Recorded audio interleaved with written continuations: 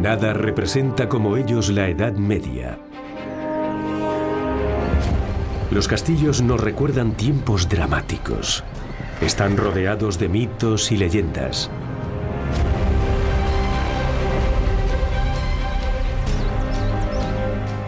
Los castillos eran lugares donde la gente vivía, trabajaba y moría. Fueron centros económicos, hogares fortificados y escenario de innumerables batallas. Y se convirtieron en parte de la herencia europea. En todos ellos se hizo historia. Pero ¿y si el enemigo llegaba a su puerta? Fortalezas medievales. Enemigo a las puertas.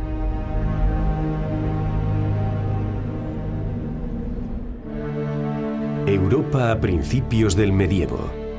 Fue el inicio de una nueva época, un momento en el que los castillos se convirtieron en símbolo de estatus. Bastiones de poder para nobles ricos como el conde Otto de Hammerstein. Los castillos eran el orgullo de la élite, una morada a su altura.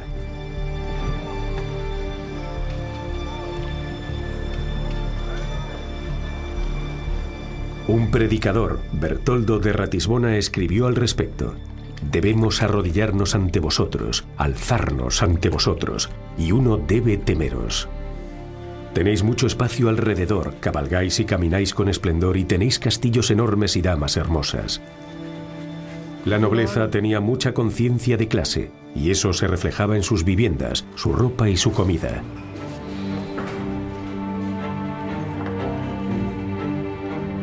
Pero esta mañana, Otto de Hammerstein y su esposa tuvieron que conformarse con simples gachas y pan, y solo había agua en vez de vino.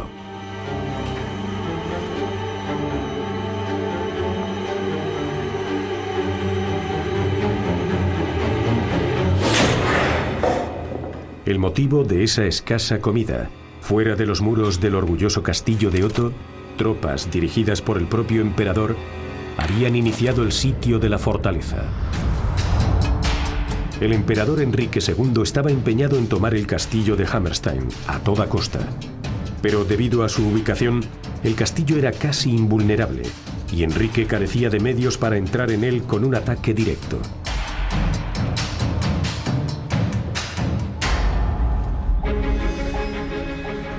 Hoy, en el monte sobre el Rin, solo quedan ruinas del castillo de Hammerstein, que dicen que fue de los primeros del Valle del Rin Medio. La vegetación cubre hace tiempo los muros que se erigieron a principios del nuevo milenio. Según dicen, el propio Otto construyó el castillo y le puso el nombre de Hammerstein. Las posesiones de su familia se extendían hacia el este del Rin Medio. Herencias y la dote de su esposa habían aumentado su posición en el país. Una creciente amenaza para el emperador, cuyo poder era cuestionado sin cesar por nobles envalentonados de todo el reino.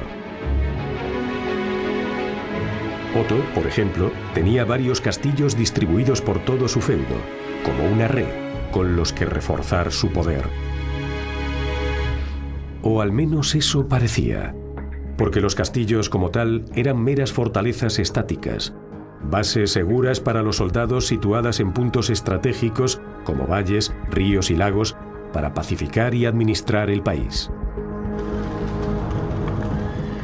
Durante el siglo XI, sus fortalezas eran mayormente castillos de madera con mota y patio, que eran económicos y rápidos de construir, asegurados por empalizadas y fosos como barrera para contener a los intrusos no deseados. Igual que hoy, sea en forma de valla de jardín o muro de fábrica. Si querías ir a lo seguro, construías con piedra, siempre que los fondos y recursos de la zona circundante lo permitiesen. Para cualquier atacante, un castillo de piedra maciza con una torre y muros altos era todo un reto.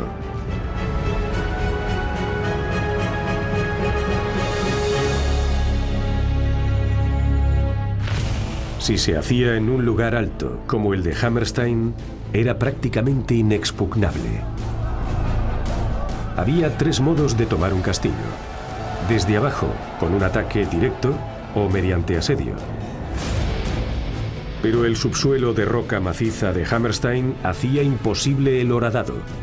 En las laderas empinadas no podían instalarse torres de asedio ni catapultas.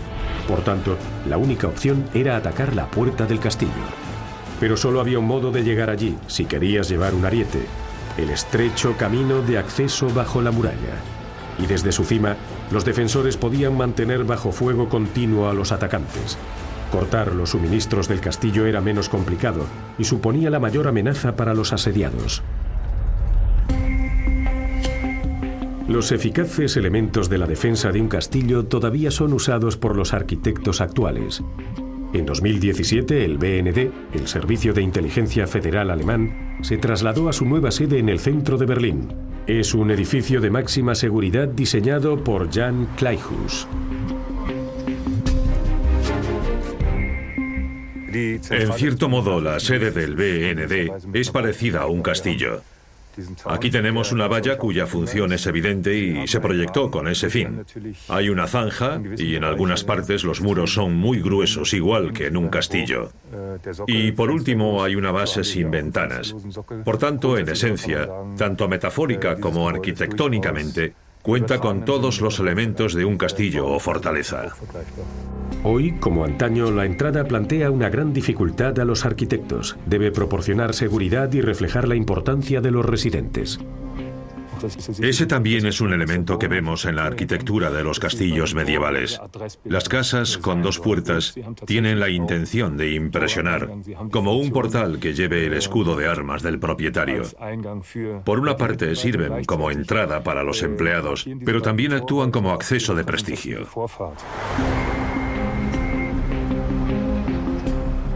En la Edad Media, los señores de los castillos también consideraban la entrada como un elemento para lucirse. Si por el contrario el lucimiento no era tan importante, la puerta, como evidente punto débil de la defensa del castillo, se protegía de forma especial. Había almenas y aspilleras, por los que podían combatir a los atacantes con flechas y piedras. Después, un rastrillo reforzaba una sólida puerta de madera. Desde el final del Alto Medievo se instalaron puentes levadizos para cortar el acceso a las puertas, y no había puente levadizo sin zanja. La zanja o foso era el medio más sencillo para detener a los atacantes del castillo. Fuese excavada o tallada en la roca, las máquinas de asedio solo podían acercarse a los muros después del laborioso relleno de la zanja.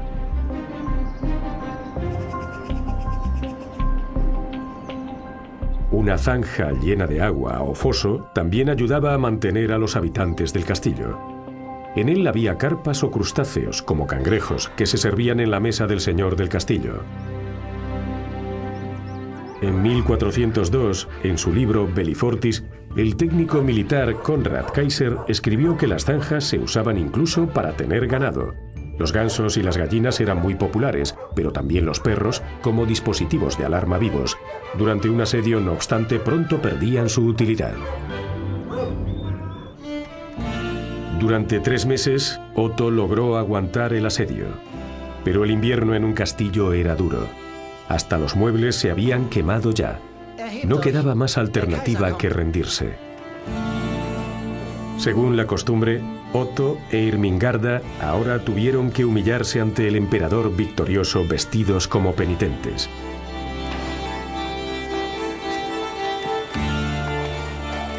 Descalzos y con vestimenta sencilla, salieron a ver a Enrique.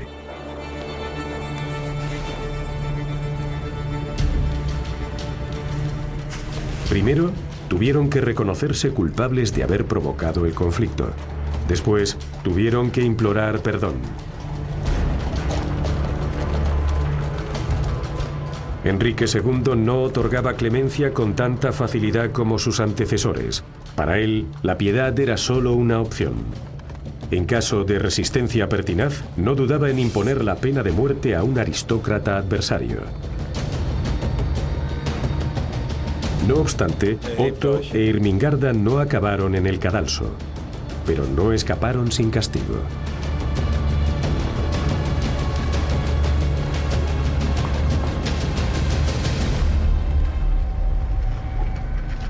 Las posesiones de Otto fueron confiscadas. Hammerstein se convirtió en propiedad del emperador y, por tanto, en un Reichsburg, un castillo imperial. En la cima de la jerarquía medieval estaba el monarca, que tenía que administrar y pacificar un enorme reino. Y para lograrlo construía castillos en determinados lugares que después guarnecía con nobles o caballeros que le debían lealtad. Al construir castillos propios, los emperadores viajeros crearon enseguida una red de sedes dentro del Sacro Imperio Romano. Los castillos imperiales servían de fortalezas y también como residencias reales, además de ser idóneos para recordar a los gobernantes locales la presencia del monarca, un concepto exclusivo de Europa. En la Francia del Alto Medievo no había una estructura administrativa como la de los emperadores viajeros. Por tanto, los arquitectos de sus castillos optaban menos por el lucimiento y más por diseños bien fortificados. Hasta el final del medievo, los donjons franceses cumplieron una doble función. Fueron edificios residenciales y defensivos. Para defender un castillo, su guarnición disparaba arcos y ballestas por las almenas. Aberturas que sobresalían de la torre, los llamados matacanes, ofrecían la posibilidad de atacar al enemigo incluso al pie del edificio. Fue un diseño exitoso importado a Gran Bretaña por Guillermo el Conquistador tras su invasión en 1066. El tapiz de Bayeux ofrece una representación de su exitosa campaña, hasta la batalla de Hastings.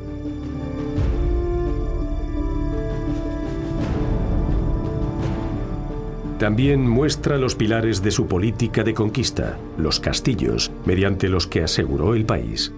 Al final, había tomado o construido casi un centenar. Así, los rasgos de los castillos del norte de Francia se convirtieron en el núcleo de la arquitectura de los británicos. Pero al otro lado del canal, con el tiempo, prevaleció la planta rectangular, la llamada Torre del Homenaje o Torreón. Una de ellas es todavía un lugar destacado en Londres, la Torre Blanca, encargada por Guillermo el Conquistador. El fin de hacer algo como la White Tower, la Torre Blanca, es el de combinar tres cosas en un solo edificio. Es una residencia, tiene fin defensivo. La Torre Blanca podría defenderse contra un ejército durante mucho tiempo. Y por último, y sobre todo, resulta imponente. Una torre siempre destaca en el entorno, llama la atención, refleja el poder de su propietario. Copiar la Torre Blanca se puso de moda en el siglo XII, y los detalles de su construcción fueron después una referencia para todos los diseñadores de torres.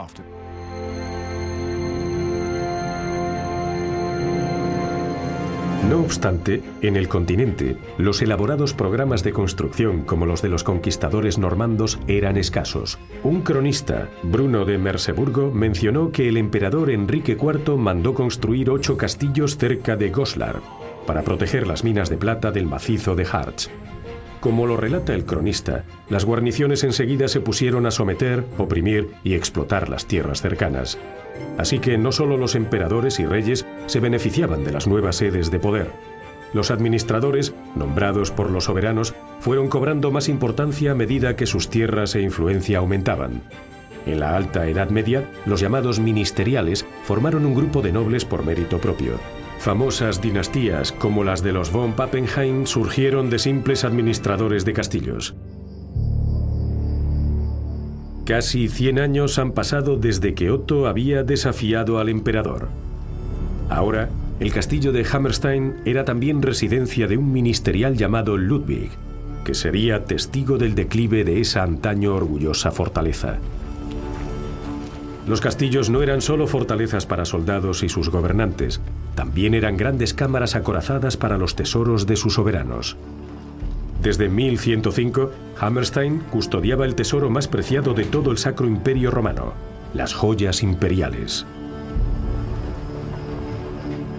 La posesión de esos emblemas era vital para cualquier rey que quisiera regir el imperio.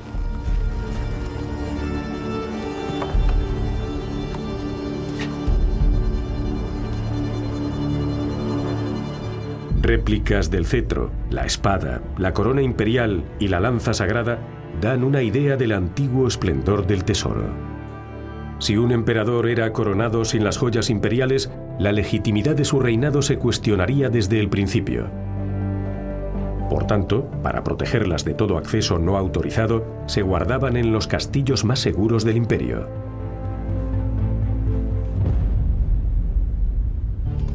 Pero para entonces, Hammerstein ya no era una opción de primera. Como nuevos castillos cuestionaban su importancia, Ludwig tuvo que ver impotente cómo se llevaban el mayor tesoro por orden del emperador. Desde entonces, el castillo fue solo un lugar de segunda en la política imperial. Durante más de 2 siglos hubo un dicho: quien tiene trifles, tiene el imperio. En 1125, las joyas imperiales encontraron una nueva ubicación en el Palatinado, y el castillo de Trifels se convirtió en el lugar más importante del Sacro Imperio Romano. Trifels, no obstante, no fue solo un lugar seguro para oro, plata y piedras preciosas. En la primavera de 1193 trajeron aquí al prisionero más valioso de esa época.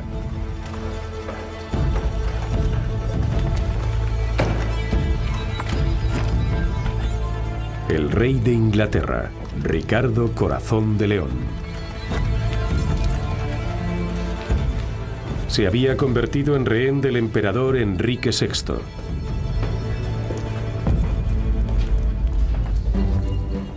Ricardo se había ganado muchos enemigos en Europa durante la Tercera Cruzada.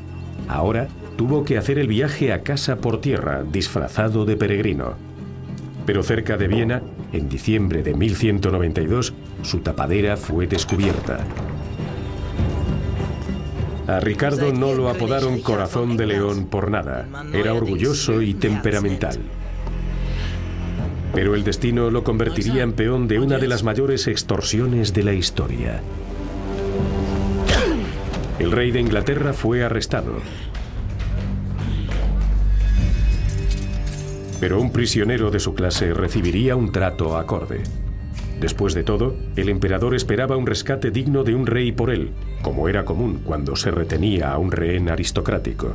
Así que a Ricardo no lo metieron en una mazmorra siniestra, sino que, como se dijo, estuvo en confinamiento honorable.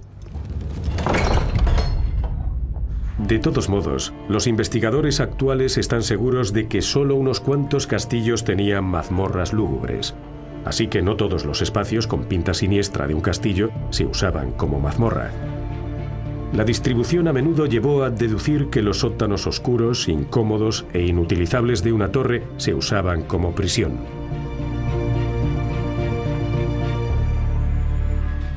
Por supuesto, hay partes en todos los castillos donde, con algo de imaginación, eso podría haber sido posible. El sótano habitual de un torreón medía entre 6 y 8 metros de profundidad y solo era accesible desde arriba. Así que, en teoría, ese espacio podría haberse usado como mazmorra. Pero ¿cómo entrabas allí? Solo había un hueco por arriba. No creo entonces que se usara como mazmorra. Desde luego, había excepciones, pero no era lo habitual. Para los prisioneros aristocráticos del emperador, las condiciones del confinamiento eran muy distintas. En 1113, el margrave Wipprecht de Groich, por ejemplo, estuvo retenido aquí, un caballeroso encarcelamiento como el rey de Inglaterra. Pero a su compañero de prisión, el arzobispo Adalberto de Maguncia, no le fue tan bien. Cuando lo liberaron, se dice que estaba medio muerto, reducido a un esqueleto y con una larga barba gris. En 1194, un grupo de nobles sicilianos que habían participado en una conspiración contra el emperador y fueron encarcelados en Trifels sufrieron aún mucho más. Tras otro intento de asesinato 3 años después, Enrique VI hizo cegar a los prisioneros como represalia. A Ricardo, no obstante, no le infligieron tales crueldades. Durante su encarcelamiento, incluso disfrutó de todo tipo de ventajas. Se dice que incluso celebraba fiestas etílicas y combates de lucha con sus guardias. Y aunque bajo custodia, le permitían dirigir sus asuntos de Estado desde el castillo de Trifels. Dice la leyenda que lo encontró y liberó un trovador inglés itinerante. Pero la verdad es más prosaica.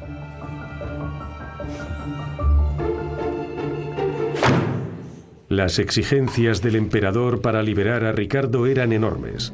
Quería apoyo militar para la conquista de Sicilia y, sobre todo, un rescate en metálico que a Ricardo le costaría bastante reunir. ¿Pero había alguna otra opción? Finalmente, aceptó las condiciones. 35.000 kilos de plata, sobre el triple de los ingresos anuales de la corona inglesa. Un rescate tan enorme que causó una grave crisis económica en Inglaterra. Pero en 1194, Ricardo recuperó su libertad. Durante sus cruzadas en Tierra Santa y en su cautiverio en el Sacro Imperio Romano, Ricardo había adquirido muchos conocimientos sobre los castillos y sus diseños, y 2 años después de su liberación le dio buen uso a esa información. Dio orden de construir el imponente castillo de Gaillard, en Normandía, con intención de llevar el arte continental de la fortificación a una nueva época. Tras solo 1 año de construcción, Ricardo pudo contemplar con orgullo su creación, y se cuenta que dijo: «Mirad qué hermosa es esta hija mía de 1 año».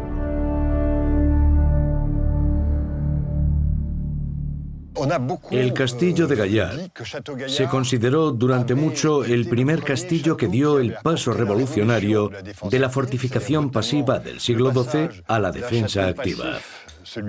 Hoy, esa afirmación no es tan rotunda, porque el castillo de Gaillard no tiene predecesores ni sucesores. Es muy difícil identificar un detalle concreto de la arquitectura militar del que pueda decirse, sí, eso aparece primero en el Levante y después en Europa, y seguramente lo copiaron. Los cruzados en varios períodos volvieron con una idea, no de fortificaciones islámicas, sino bizantinas. Pero pasados solo 8 años, el intento de Ricardo de establecer un nuevo diseño arquitectónico para un castillo inexpugnable fracasó. En 2004, el rey de Francia, Felipe II, atacó el castillo de Gaillard con 6.000 hombres. Salvaron la primera muralla con una torre de asedio. Después, arrastrándose por una letrina de una zona inferior, llegaron al segundo patio. Desde allí excavaron un túnel y accedieron al patio central, donde tuvo lugar la última batalla. Durante los siglos anteriores había habido grandes avances en las técnicas de asedio bélico, y su efecto en el castillo de Gaillard fue inmediato.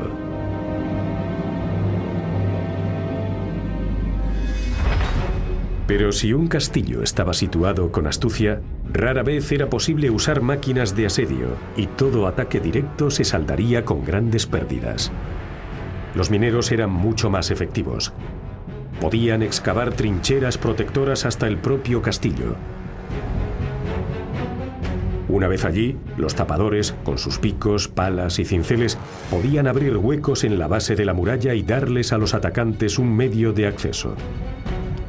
Un túnel lleno de material combustible bajo la muralla era aún más efectivo. El fuego consumía las vigas de madera, provocando el derrumbe de la muralla. Más audaz, un ataque con escaleras de asedio o incluso pirámides humanas. Hay relatos sobre ataques así hasta el Bajo Medievo. Una táctica aún más astuta que se usaba con frecuencia era la de sobornar a alguien del castillo o introducir a un traidor. En el año 1331, en el castillo de Elche, en el río Mosela, quedó claro otro detalle importante en las batallas de los castillos: la psicología. El obispo Balduino de Trèveris quería tomar el castillo para poner a los caballeros de Ehrenberg, Schoneck, Waldeck y Elche en su sitio. La llamada disputa de Elche llevaba meses en marcha. El obispo había enviado un pequeño ejército para asediar el castillo con intención de cortar los suministros y obligar a la guarnición a rendirse. Pero cuanto más duraba el asedio, más difícil se hizo mantener alta la moral de los soldados de Balduino, porque de un modo u otro, los habitantes del castillo lograron aguantar.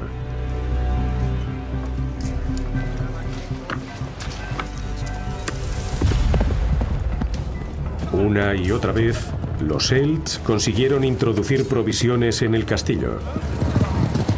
El asedio se había convertido en un juego interminable de escaramuzas. y con el fracaso continuo, las filas del ejército asediador empezaron a mermar alarmantemente.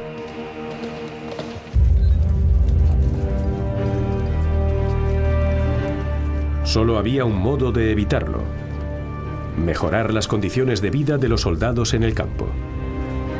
Por ejemplo, trasladándolos de las frías y húmedas tiendas a dependencias sólidas. Por tanto, no lejos de los Elche, los sitiadores construyeron un castillo propio.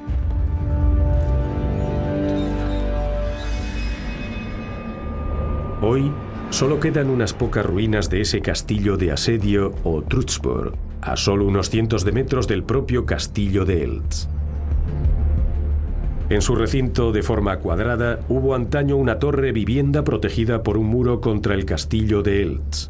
Su ubicación es crucial. Pese a la proximidad de su fortaleza, los Elche no pudieron evitar su construcción. Un edificio como este debió de ejercer una gran presión psicológica sobre los sitiados. El castillo de asedio se usó una y otra vez como estratagema. En el pueblo hessiano de Runkel, el castillo del mismo nombre aún domina el lugar. Frente al de Runkel, el castillo de Schadik se terminó en 1288. Castillos como este eran un modo estupendo de decirles a los adversarios: hemos venido a quedarnos. Había muchos factores que influían en la duración de un asedio. La tenacidad de los atacantes y la perseverancia de los asediados eran los más importantes. El castillo de Rheinfels, que domina Saint-Goar, y el castillo de Montsegur, en los Pirineos, opusieron resistencia durante casi un año. El castillo de Turant, en el río Mosela, así como también el de Gaillard, en Normandía, incluso aguantaron 2 años. Fueron buenos ejemplos de lo que podía lograrse en la defensa de un lugar bien fortificado, como también ocurrió en el castillo de Elche. Aunque solo si un castillo estaba bien preparado podría aguantar tanto tiempo. Pero eso exigía que los defensores acumularan suficiente cantidad de comida que pudiese almacenarse durante mucho tiempo. El mejor modo de tomar un castillo era provocar el hambre. Porque ningún castillo es inexpugnable. Suele oírse el castillo inexpugnable de tal sitio y el otro, pero eso no existe. Puede que haya alguno inexpugnable contra el ataque físico, pero ninguno aguantará para siempre, porque los que viven en él tienen que comer y beber. Y si los víveres se agotan, se acabó. Así que tampoco tener muchas provisiones ayudaría si se acababa el agua. Y se calcula que una persona consume unos 5 litros diarios. Era raro que hubiese un manantial dentro del castillo, y cualquier suministro de agua desde el exterior podría cortarse sin problema. Los castillos de montaña dependían en gran medida del agua de lluvia recogida o de pozos excavados.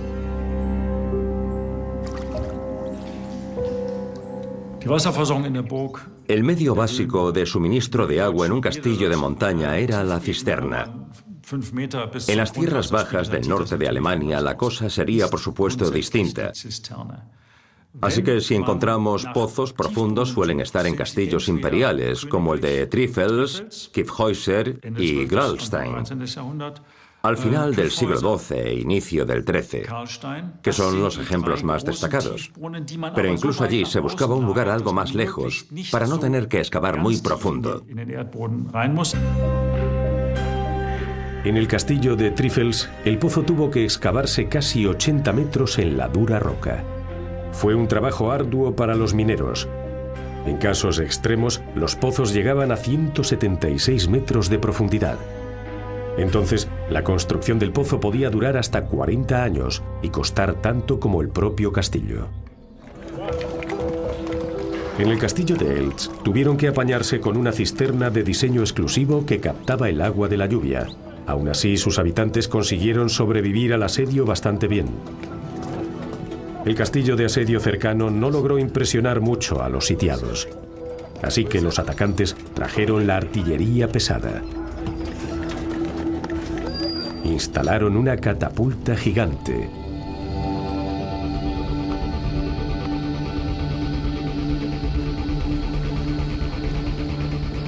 Y entonces...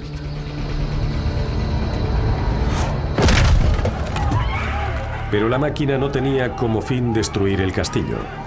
Solo era para sembrar el terror entre sus habitantes, que ya no podían salir al exterior sin arriesgar sus vidas. En 1333, el castillo de Elche fue bombardeado con un fundíbulo como este. En la época lo calificaron de instrumentum diabolicum, instrumento del diablo. En el pueblo bávaro de Wunsiedel han construido una réplica. Y como es totalmente operativa, podemos poner a prueba la gran onda medieval en un campo de tiro de 130 metros. El artilugio de 16 metros de alto lo manejan Michael Fuchs y los miembros de la Sociedad Histórica de Wunsiedel. Se construyó siguiendo ilustraciones medievales y se ha adaptado a los estándares modernos solo en lo tocante a los requisitos de seguridad. La arqueología experimental que aquí vemos es un medio común para comprobar la autenticidad de textos antiguos. Según las fuentes medievales, los fundíbulos se usaban para disparar a objetivos a una distancia de entre 300 y 500 metros. Las pruebas han demostrado que a pleno rendimiento, los fundíbulos son capaces de lanzar bolas de piedra de 75 kilos a una distancia de 1 kilómetro y contra un objetivo de solo 5 metros cuadrados.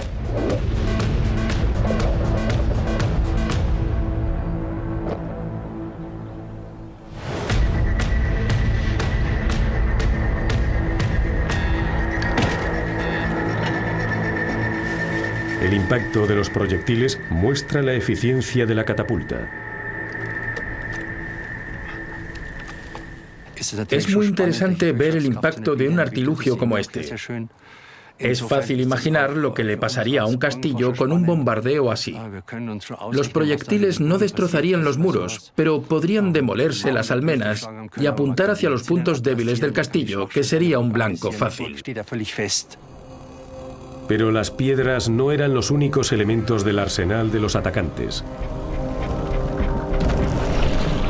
Había otras cosas más devastadoras.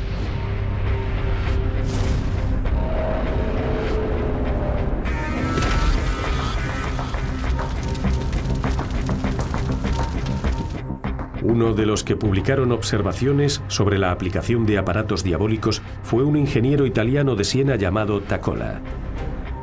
Nos legó numerosos dibujos de máquinas de guerra reales y también imaginarias. Incluso recomendó el uso de bombas incendiarias o animales vivos en llamas que correrían por el castillo incendiándolo todo. Por si eso no bastara, heces, carroña y cadáveres se usaban como armas bacteriológicas, con ánimo de propagar plagas y bajar la moral de los asediados.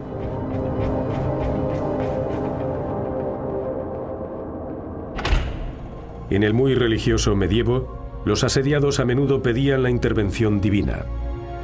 Los que no confiaban en la ayuda de Dios optaban por una estrategia de salida más terrenal.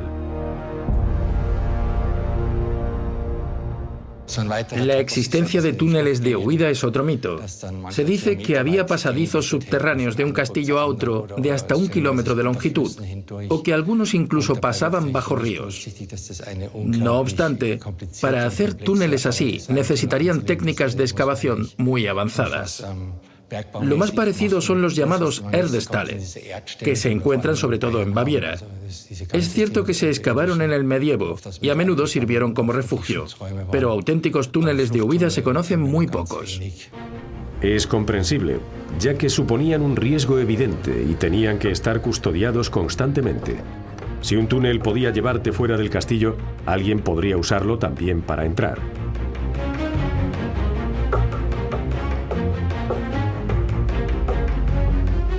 Los dueños del castillo de Elche rechazaron ese recurso de emergencia.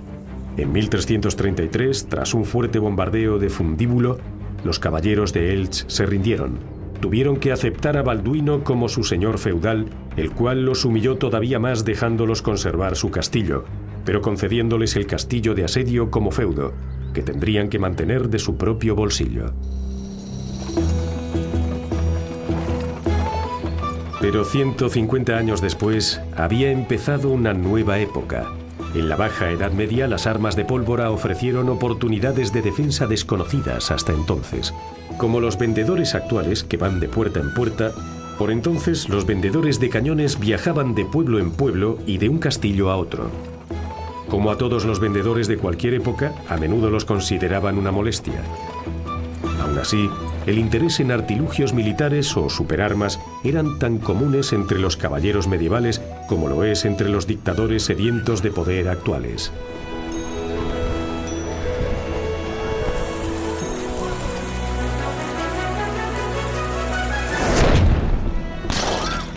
Pero los vendedores no viajaban con cañones auténticos, sino con modelos a escala, incluidos en el precio cuando se compraba el original. Algunos de esos cañones en miniatura aún pueden verse en el castillo de Eltz.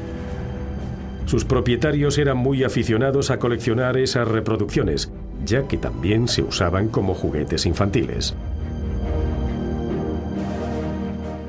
Hemos comprobado que una bala como la de esas reproducciones atraviesa unos 15 centímetros de roble macizo y calculamos que atravesaría 3 cabezas. Así que había que procurar que los niños no hiciesen el tonto con ellas.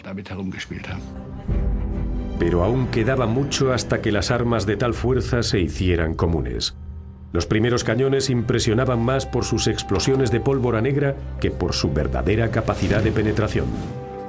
En Centroeuropa fue el futuro emperador Maximiliano I quien a finales del siglo XV ordenó que la fabricación de cañones se perfeccionara.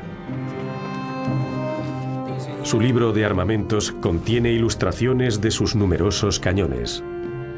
Del pequeño cañón de campaña a la potente bombarda capaz de destrozar un castillo, el emperador Maximiliano pasó a la historia no solo como el primer caballero, sino también como el primer cañonero del imperio.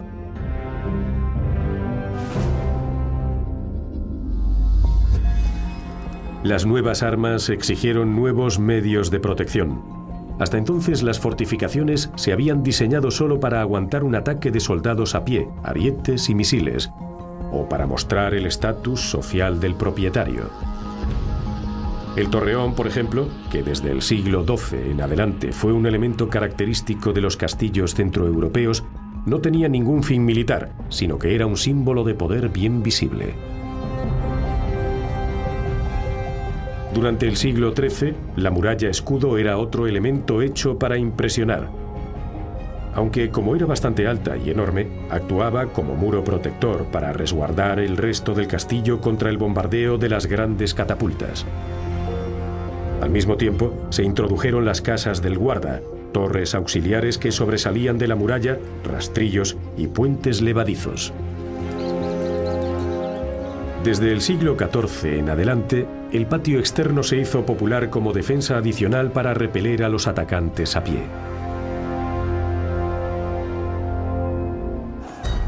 Pero la aparición de las armas de fuego obligó a los arquitectos a explorar nuevos métodos para la construcción de castillos. Aún así, no todos estaban preparados para mejorar la defensa de su castillo y para invertir en nueva tecnología. En el Bajo Medievo, numerosos nobles optaron por vender los derechos de propiedad sobre sus castillos. Algunos, no obstante, creyeron que la fortaleza medieval aún tenía futuro. Como Franz von Sickingen, que en 1518 hizo una oferta por el castillo de Nanstein, situado en el Palatinado. Estaba al tanto de los avances militares más recientes y de su eficiencia. Fiel a su lema, osar y actuar, pensaba preparar el castillo de Nanstein para una nueva época.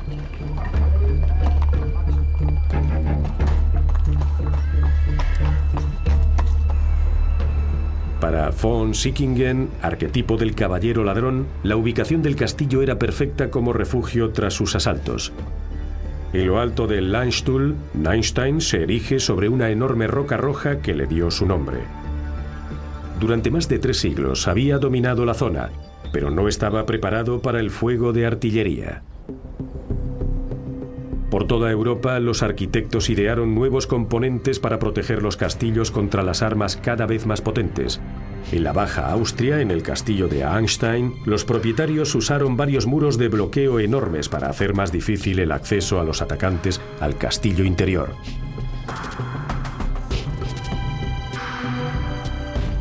Como en el castillo de Wildenstein, una especie de enorme muralla escudo, denominada bastión, se construyó para proteger el castillo principal. Desde aquí arriba, hasta la zona externa del castillo, podía defenderse con artillería a través del patio exterior. Entre 1470 y 1540, no obstante, por toda Europa apareció una nueva forma de castillo. En la fortaleza de Coburgo, en Franconia, esas alteraciones aún pueden apreciarse. Para proteger las murallas contra las balas de cañón, tuvieron que reforzarse. La solución fue ensanchar las almenas, añadiendo enladrillado y acumular tierra tras las murallas. La nueva plataforma construida ofrecía además bastante espacio para la artillería.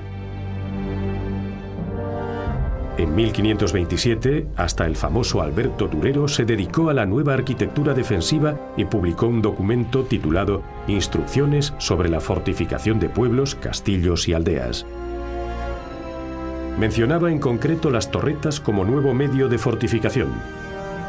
Ofrecerían buena protección contra las balas de cañón de hierro, que al contrario que los anticuados proyectiles de piedra, en palabras de Durero, golpearían más fuerte.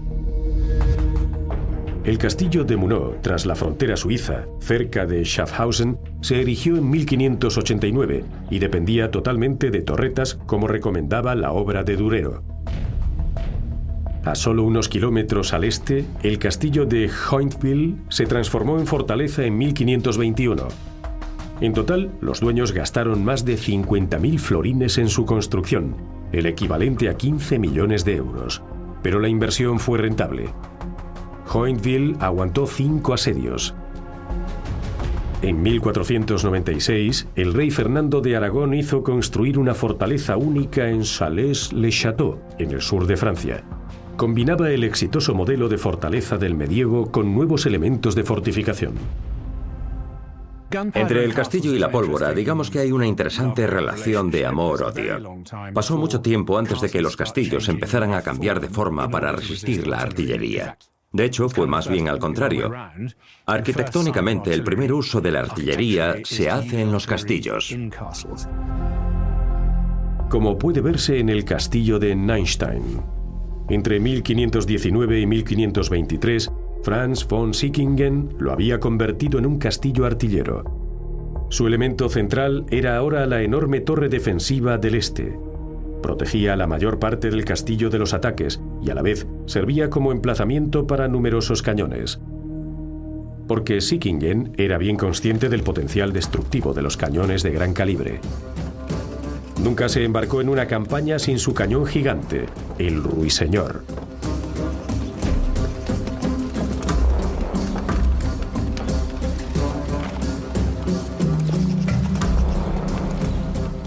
Incluso hizo grabar en él un verso. Ruiseñor me llaman, dulce y hermosa es mi canción, para quien la oye los días largos son. Un cínico aviso para los asediados. No obstante, la mera presencia de un arma tan monstruosa podía abrir las puertas de castillos y pueblos. Pero manejar un arma tan grande como el Ruiseñor podía dar problemas, sobre todo con el mal tiempo. Debido a su enorme peso, el monstruo a menudo se atascaba de camino y había que empujarlo poco a poco. Pero para von Sickingen el esfuerzo tuvo recompensa, ganándose la vida peleando contra otros nobles y sus castillos, así como contra pueblos enteros, y convirtiéndose en uno de los caballeros ladrones más temidos de su época. Insistía en el tradicional derecho del caballero a la disputa, es decir, a resolver problemas por las armas. Como las agencias de cobro actuales, los emprendedores de conflictos como Sickingen también hacían cumplir reclamaciones, estuviesen justificadas o no.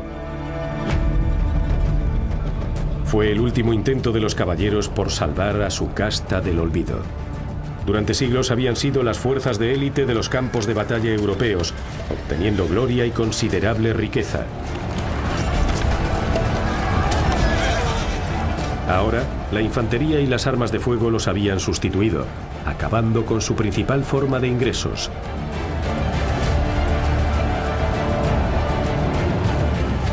Sus castillos también perdieron importancia. Los núcleos del Nuevo Mundo eran las ciudades, donde el poder y la influencia, el comercio y la innovación iban de la mano. Los antiguos símbolos de poder no eran más que recordatorios de un pasado orgulloso. En el antiguo centro de Nuremberg aún puede verse la Nassauer Haus. Fue construida por ciudadanos que quisieron impresionar a sus vecinos con elementos de un castillo señorial. En Ratisbona, 100 kilómetros al sureste, desde el siglo XIII en adelante las familias patricias construyeron enormes torreones. Son un elemento común al sur de los Alpes, pero escasos en el norte. Como las torres del homenaje, plasmaban el poder y la riqueza de las familias que vivían allí. Pero las ciudades solo podían mantener su riqueza e influencia si estaban bien protegidas. Las murallas de la ciudad, como aquí en Lübeck, actuaban como las murallas de cortina de un castillo, pero a una escala mayor. Si una ciudad era rica, era mucho más fácil mejorar sus defensas, como se ve en la maqueta de la ciudad de Ingolstadt, hecha por Jakob Sattner. En el siglo XVI se añadieron no menos de 8 bastiones a la muralla medieval de la ciudad.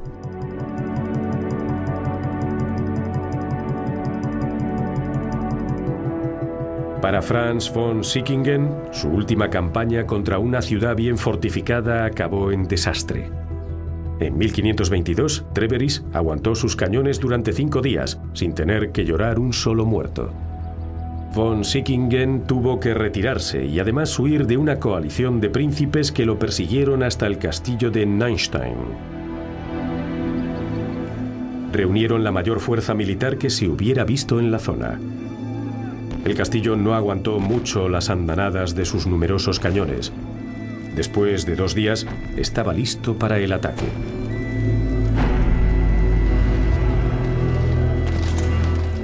Franz von Sickingen había resultado herido por cascotes caídos de los muros del castillo.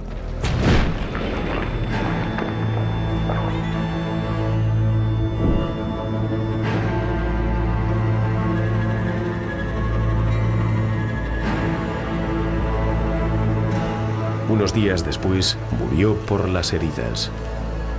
Neustein quedó en ruinas y nunca volvió a servir como fortaleza defensiva. Para los historiadores, eventos como este anunciaron el fin de los días de esplendor de los castillos. La mayoría no pudieron adaptarse a las constantes mejoras tecnológicas, pero las armas de fuego fueron solo el instrumento, no el desencadenante de su ocaso. Los castillos en sí, aunque lo fueran en el sentido pleno de residencia aristocrática, fortaleza, símbolo de autoridad, etc., no llegan a su fin en realidad por la artillería. Son los cambios institucionales, los cambios políticos y sociales del país los que traen la muerte del castillo en su forma medieval. No fue por la artillería, sino por algo más. Tras solo un año de la caída del castillo de Neustein, su destino era inevitable. La época de los castillos había llegado a su fin. En el suroeste del imperio los campesinos se rebelaron. Fue un intento desesperado de las clases más bajas para liberarse de la opresión de sus gobernantes seglares y eclesiásticos. Uno de sus objetivos fueron los castillos. En muchos sitios sus habitantes optaron por huir. Así que solo unos pocos tuvieron que asediarse, pero pronto caerían también. Entre 1524 y 1526, sobre 1 millar de ellos fueron destrozados por los campesinos. En las décadas y los siglos posteriores, los castillos fueron cada vez menos importantes. A principios del siglo XIV, había más de 100.000 por toda Europa, pero a partir de ahí su número fue disminuyendo. Hoy, casi el 40% de ellos están en ruinas, y solo el 10% ha sobrevivido. Pero aunque la época de los castillos ha llegado a su fin, todos seguían deseando un sitio seguro. Fue sobre esa época cuando en una Italia llena de conflictos los arquitectos idearon un diseño que daría forma a Europa durante los siguientes 400 años. Fue una época de transición para la arquitectura militar defensiva. Los ingenieros tuvieron que buscar soluciones para proporcionar los mejores medios de protección ajustados a las nuevas circunstancias. Se necesitaban fortificaciones que pudiesen aguantar el nuevo armamento, ya que Italia durante el siglo XVI estuvo en constante estado de guerra. Los baluartes se convirtieron en enormes bastiones que sobresalían de las murallas defensivas como puntas de flecha. Desde ellos, todos los rincones frente a la muralla podían cubrirse con armas de fuego. Al principio, esas innovaciones solo sirvieron para proteger castillos residenciales, pero esos lugares pronto perderían su carácter residencial. En Jülich, por ejemplo, el diseño de un arquitecto italiano transformó un llamado palacio bastionado en una ciudadela, usada solo con fines militares.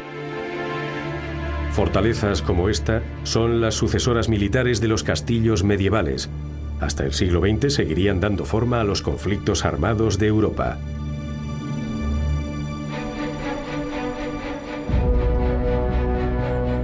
¿Y los castillos?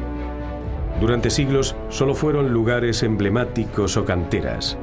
Luego, a finales del siglo XVIII, la perspectiva cambió. La naciente época del romanticismo redescubrió las ruinas. Se tejieron leyendas sobre ellos y los poetas ensalzaron su decadente esplendor. Incluso se construyeron nuevos castillos con una gran imagen glorificada del pasado. Los castillos se convirtieron en lugares de recuerdo histórico. No hay otro tipo de edificio que simbolice toda una época tal como el castillo representa el medievo europeo. Hasta hoy en día muchos de ellos dormitan como la Bella Durmiente, en el interior de bosques cubiertos de vegetación. Para otros, que a lo largo de los siglos fueron alterados por constantes reconstrucciones, hay planes para devolverle su estado original. Pero ¿no será eso negar la historia azarosa de esos imponentes edificios? ¿No tiene cada época el derecho de dejar su huella en estas fortalezas medievales?